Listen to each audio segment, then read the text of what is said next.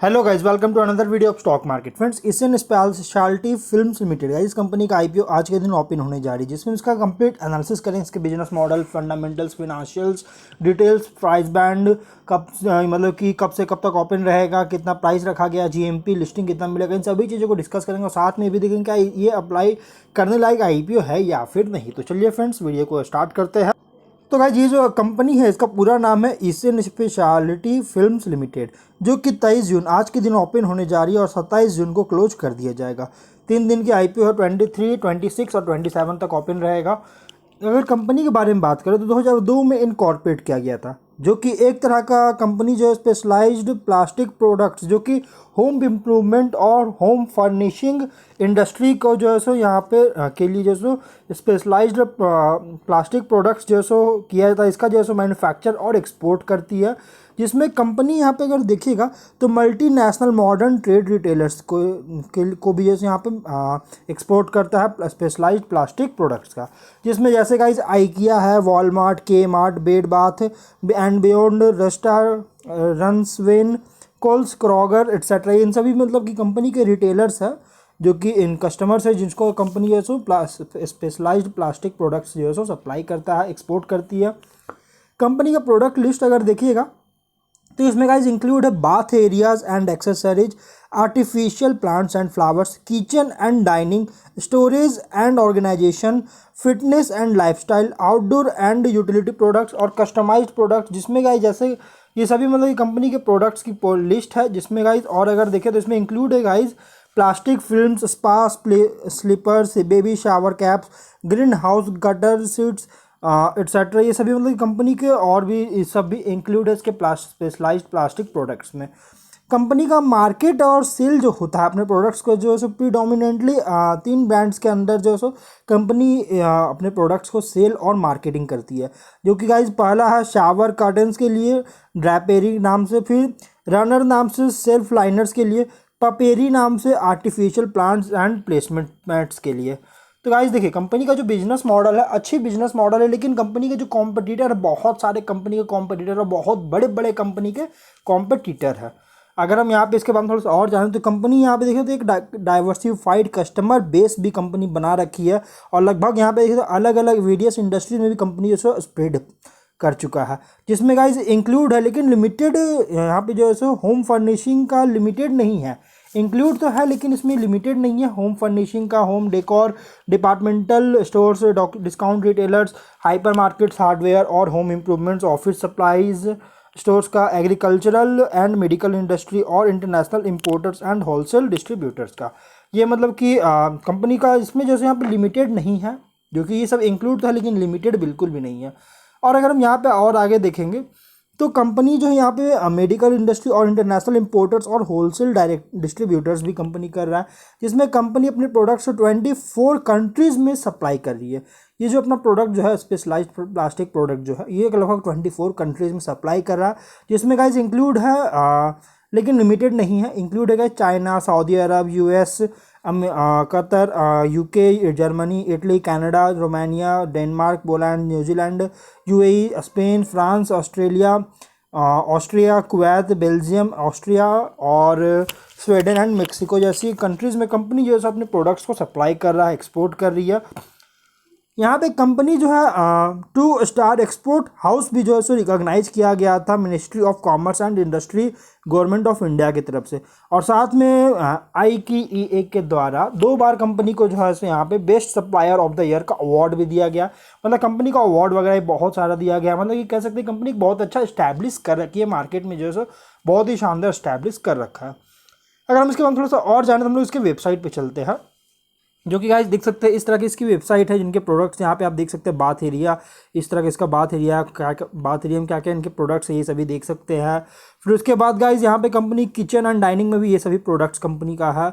फिर उसके बाद कंपनी जैसे होम डेकोर में भी देख सकते हैं आर्टिफिशियल प्लांट्स वगैरह, जैसे इस टाइप के आर्टिफिशियल प्लांट्स वगैरह कंपनी सप्लाई करती है। फिर यहाँ पे फिटनेस एंड लाइफस्टाइल के लिए भी योगा मैट्स वगैरह भी कंपनी जो है सप्लाई करता है। प्लस स्टोरेज एंड ऑर्गेनाइजेशन भी कंपनी दे रही है, यहाँ पे देख सकते हैं। आउटडोर एंड यूटिलिटी भी कंपनी कर रहा है, मतलब कि कस्टमाइज्ड प्रोडक्ट्स भी कंपनी दे रही है। तो कंपनी का यहाँ पे कॉम्प्लियंसेस अगर देखिएगा तो ये सभी इनके कॉम्प्लियंसेस है, स्क्रीन पे आप देख सकते हैं गाइस। प्लस 20 साल से भी ज़्यादा प्लास्टिक प्रोसेसिंग एक्सपीरियंस है कंपनी को। 900 मिलियन टन प्लास्टिक रिसाइकल पर एनम कर रही है। 60% प्लस वुमेन इन वर्कफोर्स है कंपनी का, देख सकते हैं गाइस। ये कंपनी इसका देखिए तो गुजरात में इसका जैसे कंपनी का ऑफिस है, जो कि देख सकते हैं। अब अगर हम बात करें इसके डिटेल्स का, तो कंपनी देखिए 23 जून को ओपन हो रहा है, आज के दिन 27 जून को क्लोज कर दिया जाएगा। 10 रुपीज़ का फेस वैल्यू, 101 to 107 रुपीज़ पर शेयर की प्राइस बैंड, 1200 शेयर्स की लॉट साइज, 66.33 करोड़ का इशू साइज है। Book build issue I NSE SME में लिस्टेड होगा, जो कि 6 जुलाई 2023 का डेट रखा गया। अमाउंट 1,28,400 रुपीज़ का मिनिमम अमाउंट पे करना होगा। QIB को 50% का ऑफर दिया गया है, HNI को 15% का, रिटेल को 35% का ऑफर दिया गया है। प्रोमोटर की होल्डिंग की बात करें तो पल्लव किशोर भाई दोषी, खुशबू चंद्रकांत दोषी और करिश्मा राजेश दोषी इस कंपनी के प्रोमोटर्स है। प्री इशू होल्डिंग 100% का है और पोस्ट इशू 70% का होल्डिंग्स देखने को मिल जाएगा। अगर हम फिनेंशियल देखें तो 104 करोड़ का एसेट्स है 21 में, और 96.8 करोड़ का रेवेन्यू, 9.1 करोड़ का प्रॉफिट, 67 करोड़ का नेटवर्थ, 66 करोड़ का रिजर्व्स और 15.4 करोड़ का डेट देखने को मिल रहा है। 22 में 118 करोड़ का एसेट्स है, 118 करोड़ का रेवेन्यू, 5.1 करोड़ का प्रॉफिट, 72 करोड़ का नेटवर्थ है, 56 करोड़ का रिजर्व है और 25.8 करोड़ का डेट देखने को मिल रहा है। 23 में कंपनी को देखिएगा तो 23 में कंपनी को 109 करोड़ का एसेट्स था, 120.4 करोड़ का रेवेन्यू, 13.3 करोड़ का प्रॉफिट, 85.6 करोड़ का नेटवर्थ, 69.6 करोड़ का रिजर्व्स और 6.5 करोड़ का डेट देखने को मिल रहा है। तो गाइज यहाँ पे अगर देखें तो 20 में कंपनी के प्रॉफिट्स में बहुत ज़्यादा गिरावट आई थी, देख सकते हैं। लेकिन उसके बाद 23 में कंपनी का प्रॉफिट में एक सडन बूस्ट देखने को मिला, जो कि फ्यूचर में सस्टेनेबिलिटी को लेकर एक कंसर्न क्रिएट कर रहा है और सडन बूस्ट भी देखने को मिला है 23 के फिनेंशियल्स में। और दूसरी बात गाइज यहाँ पे जो कि फ्यूचर में सस्टेनेबिलिटी को क्वेश्चन कर रहा है, लेकिन एक अच्छी बात ये है कि कंपनी का अगर देखिएगा तो 22 तक 25.8 करोड़ का डेट देखने को मिला था, बहुत ज़्यादा डेट था। लेकिन 23 में डेट कंपनी बहुत ज़्यादा डिक्रीज किया, 6.5 करोड़ का डेट देखने को मिल रहा, बहुत ज़्यादा डेट को डिक्रीज किया है। EPS क्या है तो फिनेंशियल कंपनी का ठीक ठाक अच्छी फिनेंशियल कंपनी पोस्ट कर रहा है, लेकिन इसके फिनेंशियल्स के अकॉर्डिंग जो प्राइस बैंड रखा गया है जो मतलब कि अच्छी प्राइस पे, थोड़ा सा ज़्यादा प्राइस पे IPO तो है, लेकिन फिर भी गाइस कंपनी अच्छा परफॉर्मेंस है। अगर हम EPS की P रेशियो देखेंगे तो 16.5 टाइम्स का है, ROCE 12.19% का, EPS 8.36 रुपीज़ का, रिटर्न ऑन नेटवर्थ 15.62% का देखने को मिल रहा है। ऑब्जेक्टिव क्या है तो देखो, फर्स्ट ऑफ ऑल कंपनी तो अपना डेट पूरी तरह से डाउन कर रही है, देख सकते हैं लगभग यहाँ पे बहुत ज़्यादा डेट को डाउन किया है। लेकिन उसके बाद भी कंपनी का ऑब्जेक्टिव एक और है कि कंपनी यहाँ पे डेट को पे करना चाहती है, वर्किंग कैपिटल रिक्वायरमेंट के लिए फंडिंग चाहती है और जनरल कॉर्पोरेट पर्पज़ के लिए IPO लाया गया है। तो कंपनी थोड़ा सा प्राइस तो ज़्यादा है, लेकिन फिर भी गाइस कंपनी एक अच्छी IPO दे रही है। अच्छा मतलब कि कंपनी का परफॉर्मेंस बहुत ही शानदार है। बस यही है कि कंपनी कॉम्पिटिटर बहुत सारे और बहुत बड़े बड़े कंपनी इसके कॉम्पिटिटर है। अगर हम इसके स्ट्रेंथ की बात करें तो ट्रस्टेड ब्रांड और स्ट्रॉन्ग पेरेंटेज कंपनी बना के रखा है, प्लस सोशली और ethically compliant fully integrated manufacturer है कस्टमाइज्ड और सस्टेनेबल स्पेशलाइज्ड प्लास्टिक प्रोडक्ट्स का, प्लस वाइड रेंज का डोमेस्टिक और इंटरनेशनल मार्केट प्रेजेंस है कंपनी का। कॉम्प्रिहेंसिव वर्क प्रोडक्ट पोर्टफोलियो है, जो कि कंपनी को कस्टमर्स मतलब कि डाइवर्स इंडस्ट्री वर्टिकल्स के अकॉर्डिंग कंपनी जो है कस्टमर्स को जो है सो एक इनका प्रोडक्ट पोर्टफोलियो जो है मतलब कि कंपनी जो सो सर्विस देने में, कस्टमर को सर्विस देने में पोर्टफोलियो के थ्रू बहुत ज़्यादा इनेबल हो रही कर रखी है। मतलब कंपनी का स्ट्रेंथ बहुत ही शानदार। लेकिन अगर रिस्क की बात करें तो कुछ यहाँ पे अगर देखिएगा तो इंटीग्रेटेड बिजनेस मॉडल और कमर्शियल सक्सेस जो है कंपनी का लार्जली बहुत ज़्यादा डिपेंडेंट है कंपनी के innovative specialised plastic product suitable का, जो कि कस्टमर्स का जो नीड होता है उसके अकॉर्डिंग जो है so innovative specialised plastic product suitable का जो है यहाँ पे डेवलप करना, और बहुत ज़्यादा डिपेंडेंट है इसके सक्सेस पे, कमर्शियल सक्सेस और बिजनेस मॉडल को जो अडॉप्ट किया उस पर सक्सेस पर बहुत ज़्यादा डिपेंडेंट है।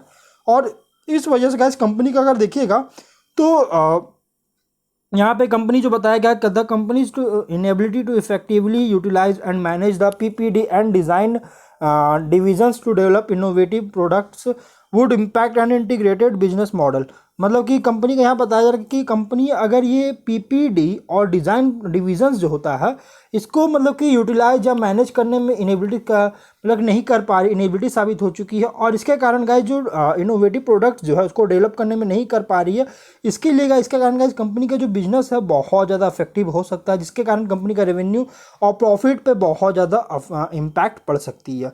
और प्लस दूसरा रिस्क क्या है, तो कंपनी का जो सक्सेस है, प्रोडक्ट का जो कॉमर्शियल सक्सेस है, ये डिपेंड्स है लार्ज एक्सटेंट पर सक्सेस का जो होता है, कस्टमर्स का जो सक्सेस है उस पर लार्ज एक्सटेंट पर बहुत ज़्यादा डिपेंडेंट है प्रोडक्ट्स के कॉमर्शियल सक्सेस का।